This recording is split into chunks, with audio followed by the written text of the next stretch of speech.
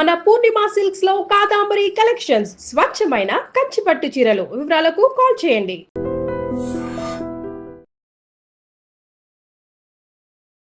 అందరికీ నమస్కారం. నేను మీ ఆయుర్వేద డాక్టర్ చిట్టిబొట్ల మధుసూదన శర్మని. మనం ఈ వీడియోలో సోరియాసిస్ వ్యాధికి తులసి వైద్యం అనేటువంటి చక్కటి అంశాన్ని గురించి తెలుసుకోబోతున్నాం. గత కొన్ని వీడియోల్లో కూడా సోరియాసిస్ వ్యాధి అంటే ఏంటి, ఆ వ్యాధి వచ్చినప్పుడు ఎలాంటి లక్షణాలు కలుగుతాయి, ఆ యొక్క సమస్య కలిగినప్పుడు మీకై మీరు తయారు చేసుకోదగ్గ సులువైనటువంటి క్షేమదాయకమైనటువంటి గృహవైద్య చికిత్సా విధానాలు ఏంటి మొదలు వివరాలు తెలియజేయడం జరిగింది. ఈ వీడియోలో మరొక ఫార్ములాని ఆ సోరియాసిస్ వ్యాధి తగ్గేందుకు మనం తెలుసుకోబోతున్నాం. ఈ సోరియాసిస్ వ్యాధి చర్మ వ్యాధుల్లో రారాజు అంటే అతిశక్తి కాదు.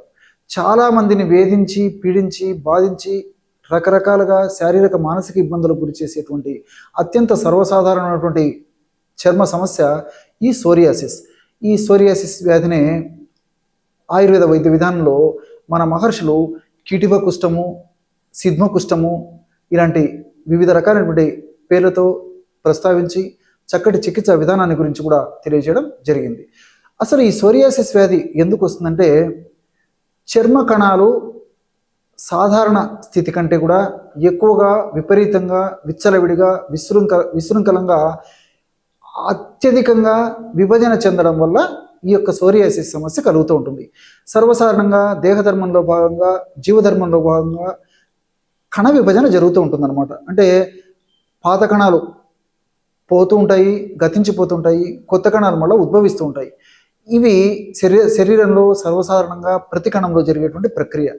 ఈ ప్రక్రియలో ముఖ్యంగా చర్మ కణాలు అధికంగా విభజనకు గురైనప్పుడు ఆ భాగంలో విభజనకు గురైనప్పుడు అందులో భాగంగా పొట్టులాగా లేచిపోతూ ఉంటుంది అనమాట. కాబట్టి ఈ యొక్క సమస్య వచ్చినప్పుడు చర్మం మీద పొట్టులాగా పొలుసులు కూడా లేచిపోతుంటాయి. ముఖ్యంగా ఈ యొక్క పొట్టు లేచిపోయేటువంటి పరిస్థితి ఇందులో ఉంటుంది. కాబట్టి దీన్ని చేప పొలుసుల వ్యాధి అనేటువంటి పేరుతో కూడా పిలుస్తూ ఉంటారు అనమాట. ఈ యొక్క సమస్య తల నుంచి కాళ్ళ వరకు ఎక్కడైనా రావచ్చు, పిల్లల నుంచి పెద్దల వరకు ఎవరికైనా రావచ్చు. అదేవిధంగా ఈ యొక్క సమస్య దేహంలో చర్మం మీద ఒక భాగంలోనే లేకపోతే కొన్ని భాగాలకే పరిమితం కావచ్చు. కొంతమందిలో మరి దేహంలో ఎక్కువ శాతం కూడా పరిమితమైనటువంటి అవకాశం ఉంటూ ఉంటుంది. అంతేకాకుండా మానసిక ఒత్తిడి, అదేవిధంగా సీజనల్లో మార్పు జరిగినప్పుడు, అట్లే కొన్ని రకాలైనటువంటి ఆధునిక కృత్రిమ రసాయన ఔషధాలు సేవించినప్పుడు ఇలాంటి సందర్భాల్లో కూడా ఒక్కొక్కసారి ఈ యొక్క వ్యాధి మరింత ఉధృత రూపం కూడా దాల్చేందుకు అవకాశం ఏర్పడుతూ ఉంటుంది. ఈ యొక్క సమస్య మరీ ముదిరితే కొంతమందిలో కీళ్ళ నొప్పులు కూడా వచ్చేటువంటి అవకాశం ఉంటూ ఉంటుంది. దీన్నే సోరియాటిక్ ఆర్థరైటిస్ అనేటువంటి పేరుతో పిలుస్తూ ఉంటారు. మరి ఈ యొక్క సోరియాసిస్ వ్యాధి తగ్గేందుకు, అదేవిధంగా సోరియాటిక్ ఆర్థరైటిస్ రాకుండా ఉండేందుకు, ఒకవేళ వచ్చినా అది కూడా తగ్గేందుకు ఇప్పుడు మనం చెప్పుకోవేటువంటి ఔషధం చాలా సమర్థవంతంగా అద్భుతంగా పనిచేస్తుంది. ఆ ఔషధాన్ని ఎలా తయారు చేసుకోవాలంటే, తులసి ఆకు పొడి ఒక 50 గ్రాములు తీసుకోండి. తులసి ఆకులు తెచ్చుకొని నీడలో బాగా ఆరించేసేసి చూర్ణం తయారు చేసుకొని ఒక 50 గ్రాములు తులసాకు పొడి తీసుకోవాలన్నమాట. మరి ప్రామాణిక కంపెనీ వాళ్ళు తయారు చేసేటువంటి తులసాకుల చూర్ణం మనకు మార్కెట్లో విచారించి తెచ్చుకోగలిగితే అది వాడుకున్నా సరిపోతుంది. తులసాకుల చూర్ణము ఎందుకంటే ఈ తులసాకులు మనం ఒక్కసారి చూర్ణంలా తయారు చేసిన తర్వాత ఎక్కువ రోజులు నిలువ ఉండేసరికి అందులో ఉన్నటువంటి ఔషధ గుణాలు తగ్గిపోయేటువంటి అవకాశం ఉంటూ ఉంటుంది. కాబట్టి తాజాగా తయారు చేసుకుని వాడుకోవడం వల్ల చాలా సమర్థవంతమైనటువంటి ఫలితాలు శీఘ్రంగా వెంటనే సత్వరమే కలిగేందుకు అవకాశం ఏర్పడుతుంది. తులసాకు చూర్ణం ఒక 50 గ్రాములు. అట్లే నల్ల జీలకర్రను తెచ్చుకొని శుభ్రం చేసేసి కాస్త వేయించేసేసి చూర్ణంలా తయారు చేసుకొని 25 గ్రాములు నల్ల జీలకర్ర చూర్ణం అందులో కలిపేసేయాలి. దానికి తోడు ఒక 5 గ్రాములు మిరియాల పొడి కూడా కలిపేసేయాలి. తులసాకు పొడి 50 గ్రాములు, నల్ల జీలకర్ర చూర్ణం 25 గ్రాములు, మిరియాల పొడి 5 గ్రాములు.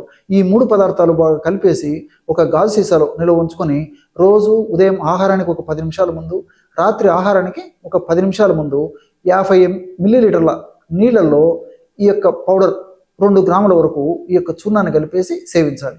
ఈ విధంగా ఉదయం పూట ఒక 2 గ్రాముల వరకు వాడుకోవచ్చు. అంటే 1 నుంచి 2 గ్రాములు, అంతకంటే ఎక్కువ అవసరం ఉండదన్నమాట. 1 నుంచి 2 గ్రాములు ఉదయము, 1 నుంచి 2 గ్రాములు రాత్రి. అవసరాన్ని బట్టి, వ్యాధి యొక్క తీవ్రతను బట్టి, వ్యాధి ఉధృతను బట్టి, వయస్సును బట్టి ఈ యొక్క డోసును నిర్ణయించుకుంటే సరిపోతుంది. ఈ విధంగా తయారు చేసుకున్నటువంటి ఔషధం అయిపోయిన తర్వాత మరలా మనం తాజాగా తయారు చేసుకుని వాడుకుంటూ ఉండాలి. దీర్ఘకాలం పాటు వాడినప్పటికీ ఎలాంటి ఇబ్బంది ఉండదు, అన్నీ మనకు సైడ్ బెనిఫిట్స్ ఉంటాయి, ఎలాంటి సైడ్ ఎఫెక్ట్స్ కూడా ఉండవు. ఈ యొక్క ఔషధాన్ని ఈ పద్ధతిలో వాడుకోవడం వల్ల చాలా సమర్థవంతమైనటువంటి ఫలితాలు కలుగుతాయి.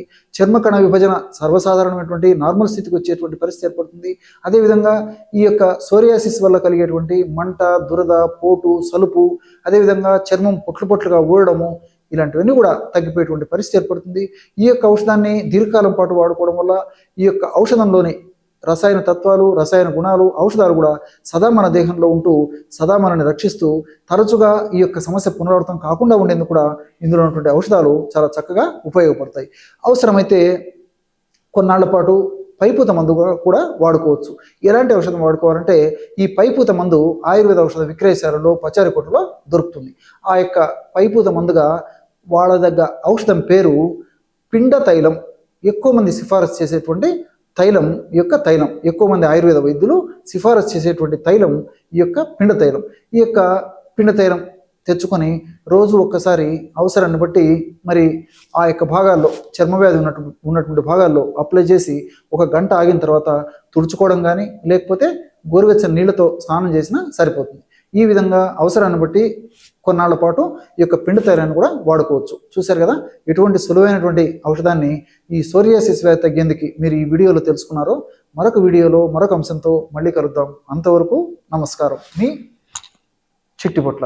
And for more videos, Please subscribe to iDream. Please subscribe to iDream. Please subscribe iDream. And please subscribe to iDream.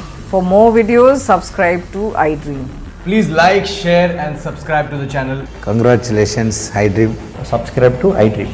Subscribe to iDream. So subscribe to iDream Media. iDream ki iDream team అందరికి huge congratulations. Please subscribe iDream Media. Please subscribe to iDream. Subscribe iDream. Please subscribe to iDream. iDream అంటే నా కళల channel subscribe చేసుకున్న నోరు తిరుగుతలేదు, మీరైతే గంట గుర్తు కొట్టండి. For more such videos, please subscribe to iDream.